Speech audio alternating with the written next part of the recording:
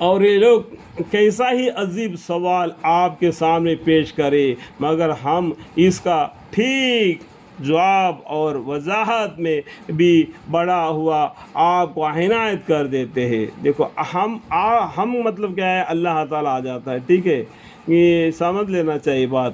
اور یہ لوگ کیسا ہی عجیب سوال آپ کے سامنے پیش کرے مگر ہم، دیکھو اللہ تعالیٰ اس کا ٹھیک جواب اور وضاحت میں بھی بڑا ہوا آپ کو عنایت کر دیتے ہیں۔ یہ وہ لوگ ہیں جو اپنے منہوں کے بل جہنم کی طرف لے جائیں گے۔ اللہم اغفر۔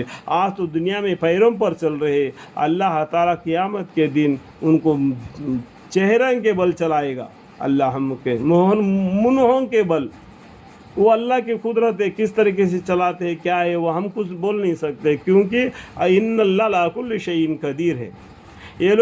یہ وہ لوگ ہیں جو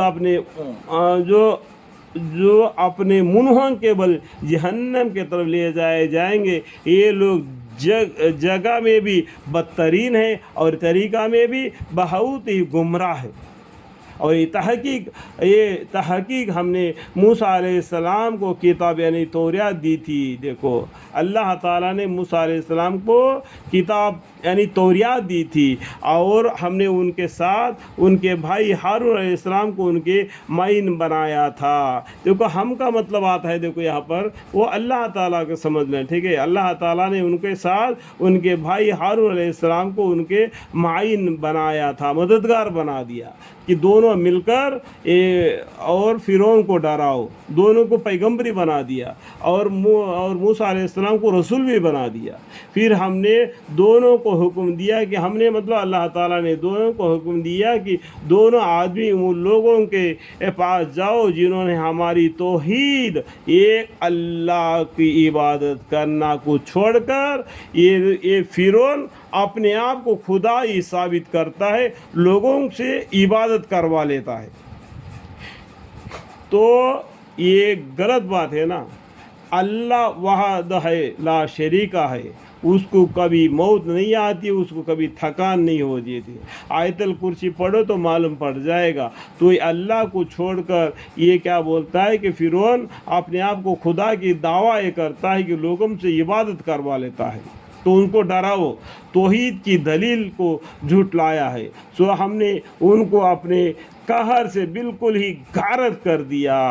ایسا غلطی کرنے کے باوجود بعد اب فرعون اور ان کے لشکر موسیٰ علیہ السلام کی بات کو نہ ماننے پر اللہ تعالیٰ کا غصے میں وہ بالکل غارت کر دیے گئے، یعنی پانی میں ڈبا دیے گئے۔ اور قوم نوح علیہ السلام کی بھی ہم ہلاک کر چکے ہیں، یعنی نوح علیہ السلام کی قوم بھی پانی میں غرق ہو گئی، پانی میں ڈوب کر مر گئی۔ اس ٹائم پر میکھے والی کشتی میں جو بچے ہوئے تھے اس سے دنیا دوبارہ آباد ہو گئی، ٹھیک ہے۔ آدم علیہ السلام سے لے کر نوح علیہ السلام تک کا ایک حصہ ہے، وہاں تک پورا عالم کو اللہ تعالیٰ نے بالکل پانی میں ڈبا کر مار دیا، اور جو بچی کچی بھی جو کشتی میں سوار تھے نوح علیہ السلام کے ساتھ، اس کے بعد میں یہ نسل یہاں تک آگے بڑھی۔ اب تک سمجھ میں آیا بات؟ سب مٹی سے بنی ہوئی ہے، باقی نطفہ سے بنی ہوئی ہے، لیکن مطلب یہ ہے کہ نوح علیہ السلام کے زمانے میں زمین پر زیادہ فساد پھیل گیا تھا، اس لیے اللہ تعالیٰ نے زمین کو صاف کر دیا۔ جو مومن بندے تھے ان سے دوبارہ زمین میں انسانوں کو آباد کر دیا، اس زمین کو صاف ستھری کر دی گئی، اس میں دوبارہ فساد مت پھیلاؤ۔ کہنے کے بعد سمجھ میں آ گیا بات؟